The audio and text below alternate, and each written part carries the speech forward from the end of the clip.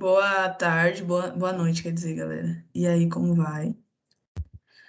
Vamos dar continuidade às nossas aulas de História do Brasil, dando sequência, né, continuidade na aula anterior que eu falei que era primeiro reinado, e daí logo passa para período regencial, né? Dom Pedro cai, Dom Pedro sofre abdicação, e daí é regido por três pessoas, quatro pessoas, o período regencial. Aula 12 de História do Brasil, bora lá.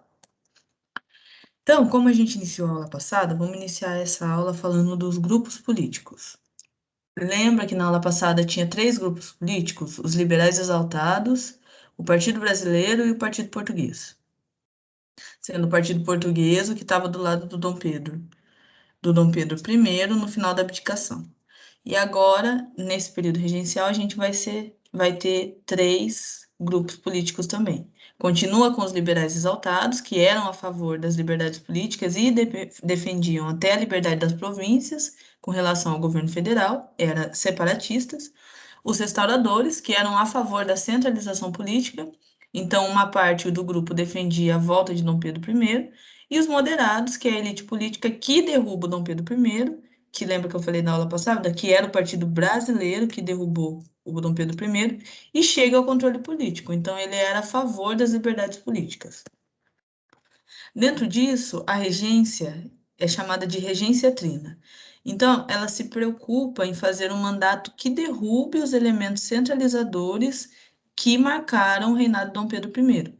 Então, se o poder arbitrário e pessoal do imperador destaca até a sua abdicação, o poder arbitrário, do que ele faz o que ele quiser, e pessoal, do que ele toma as decisões a partir de convicções pessoais, esse tipo de poder ele é derrubado e o poder derivado da soberania popular ganha força no período da regência.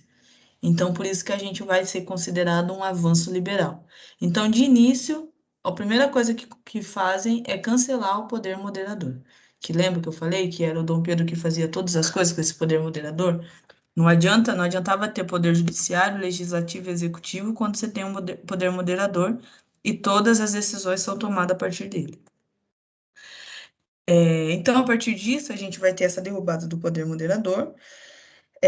Além disso, a gente tem algumas mudanças políticas, como o Ministério da Justiça, que vai ser o Padre Feijó, que esse Padre Feijó ele vai criar a Guarda Nacional em 1831, e essa Guarda Nacional ele vai ser o cargo máximo, ele vai ter um cargo máximo que seria o de coronel. Então, os coronéis vão ser os grandes fazendeiros de todas as localidades do Brasil.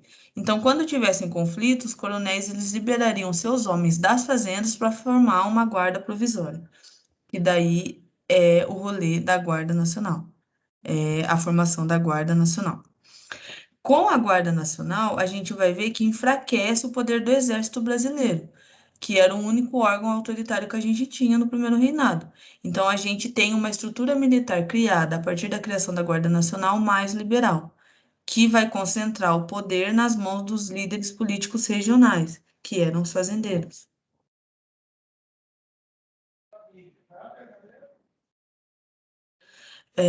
Então, a partir disso, a gente vai ter um novo, a partir da Guarda Nacional e toda isso daqui que eu estou falando, essa estrutura militar mais liberal, a gente vai ter um novo código jurídico que vai ser criado em 1832, que também faz parte dessa centralização, dessa descentralização do poder que marca o início da regência.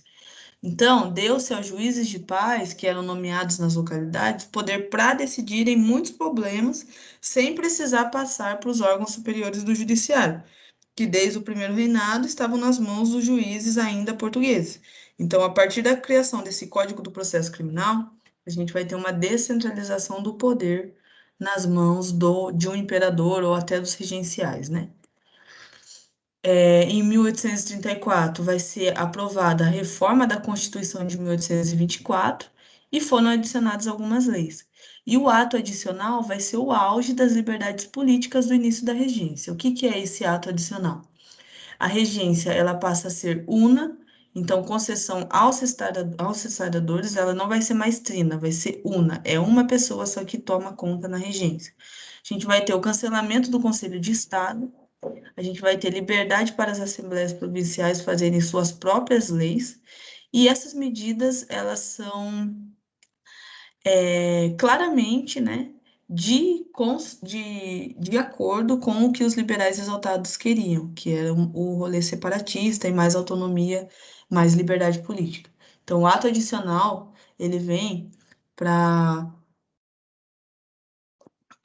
firmar todas essas questões mais liberais que a gente tem no período regencial. Então, a regência passa a ser una, a gente tem o cancelamento do Conselho de Estado, as assembleias provinciais elas podem fazer suas próprias leis e agrada os liberais exaltados, né? Com a morte do Dom Pedro I, em 1834, a gente vai ver que a gente vai ter uma reorganização de alguns novos grupos políticos, que é para além da que eu falei no início da aula, né? Dos liberais exaltados, dos moderados e dos progressistas. A gente vai ter os regressistas, os progressistas e os liberais exaltados. Regressistas, progressistas e liberais exaltados. Vamos voltar lá na primeira slide para ver qual que era os primeiros. Restauradores, moderadores e liberais exaltados. Não são mais esses. Regressistas, progressistas e liberais exaltados. Então é isso, né? Essa nova conformação dos grupos políticos regressistas é o que queriam, é a volta do Dom Pedro I, né, para essa característica de império mesmo, né? Os progressistas é o que queriam mais liberdade política e os liberais exaltados é o que queriam o separatismo mesmo, todas essas questões mais revolucionadas, vamos dizer assim, na época.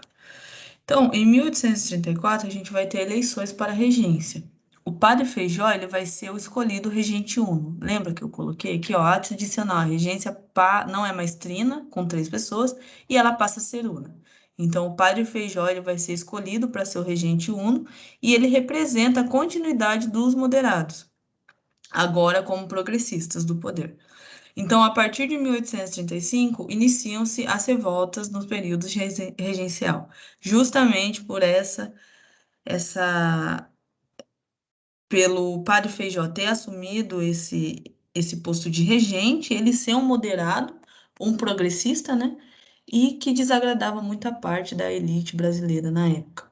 Então, algumas províncias elas vão se aproveitar das liberdades concedidas no início da regência e vão abrir lutas separatistas, além de ter muitas revoltas escravistas nos anos regenciais. Então, eleições que vai gerar revoltas de movimentos separatistas e revoltas escravistas. As revoltas de escravos, durante a regência, a gente vai ver que vão ser 3 revoltas, que vão assustar o senhor de Engenhos Brancos, que vai ser em 1833, Revolta das Carrancas, em Minas Gerais, 1835, Revolta dos Malês, 1838, Rebelião de Manuel Congo.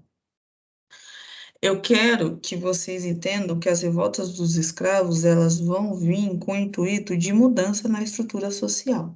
Ninguém quer ser escravo, principalmente quando você é escolhido para ser escravo de acordo com a sua cor na pele.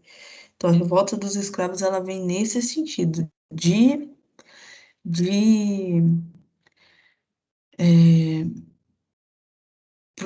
indagação da posição que os negros ocupavam na sociedade na época e mudança da estrutura, tipo, tá cansado. Principalmente essa revolta dos malês. Um livro que vocês podem entender o que é essa revolta dos malês é o livro chamado O Quilombismo, de Abdias Nascimento, que vai tratar de um capítulo só da revolta dos malês, e daí vocês vão entender todo o contexto social.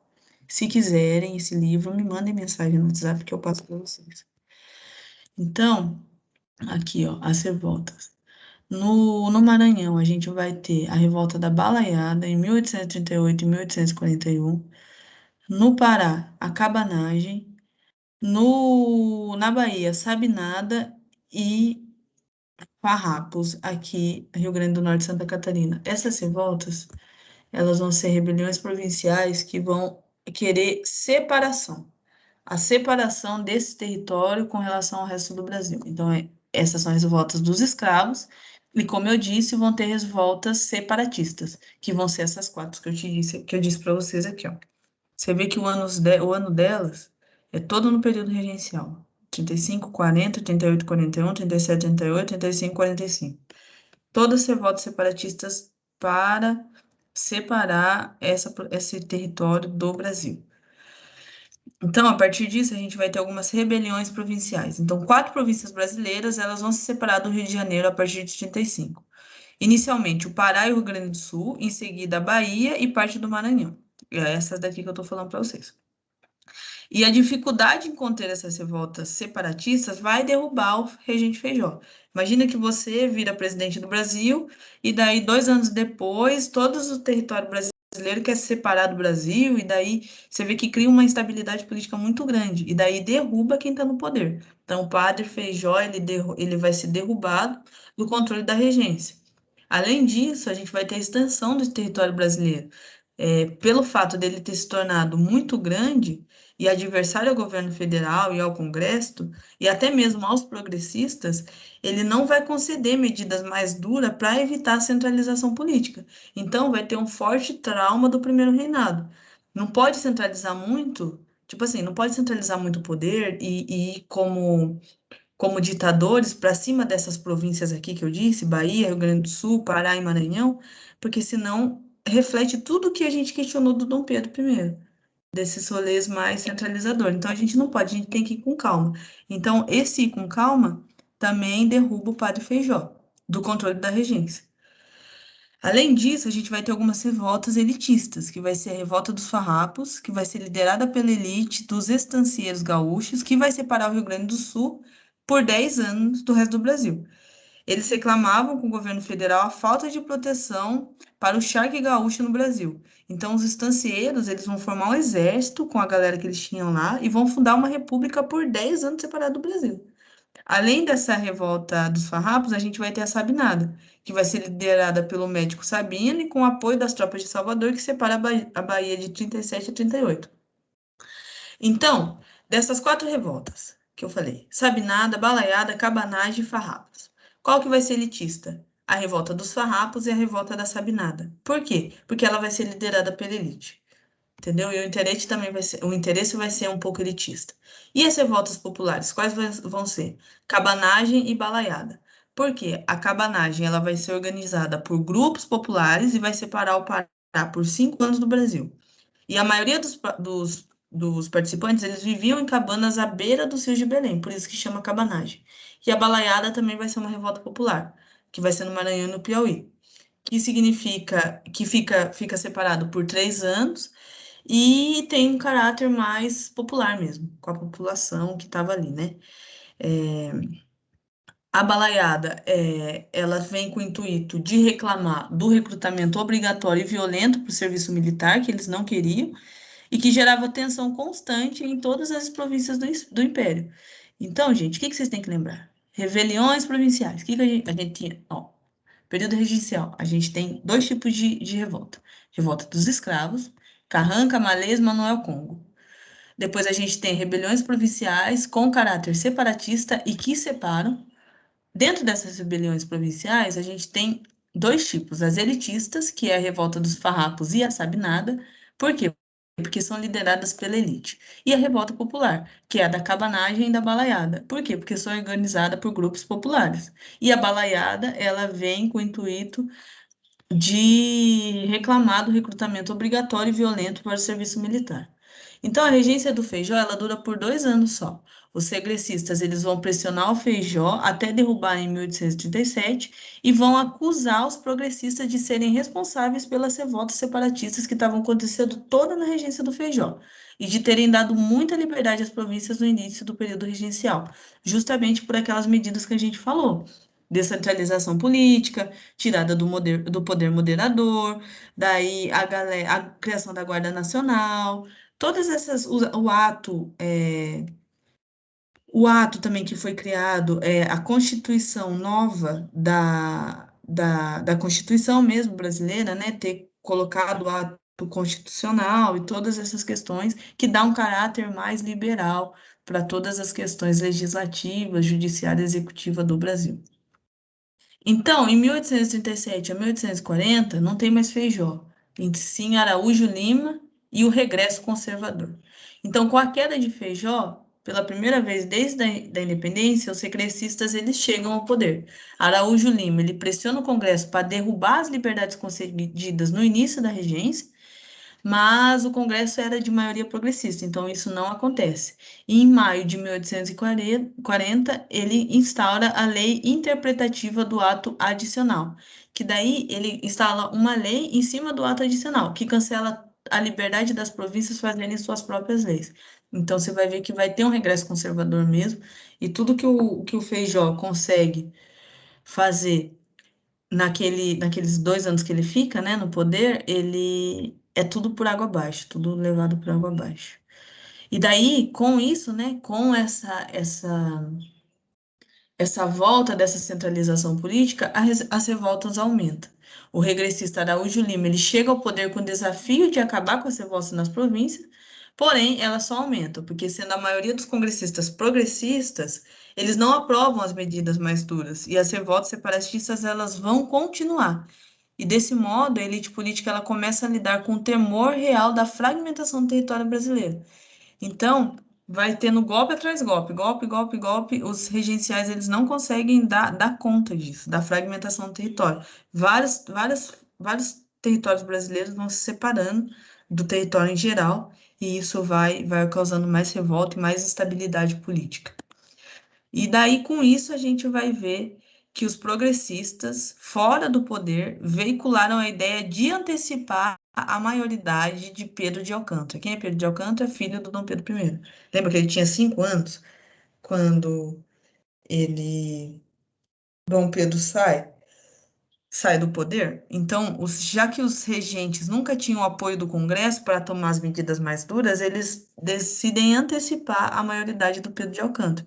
Então, aprovado pela Assembleia Nacional em julho de 1840, Pedro de Alcântara, com 15 anos, assume o trono e os regressistas perdem o poder. E isso é chamado de golpe da maioridade, porque se antecipa a maioridade do Pedro para ele assumir, para os progressistas poderem dar conta da Assembleia Nacional, do Congresso Nacional, e os regressistas eles perdem o poder.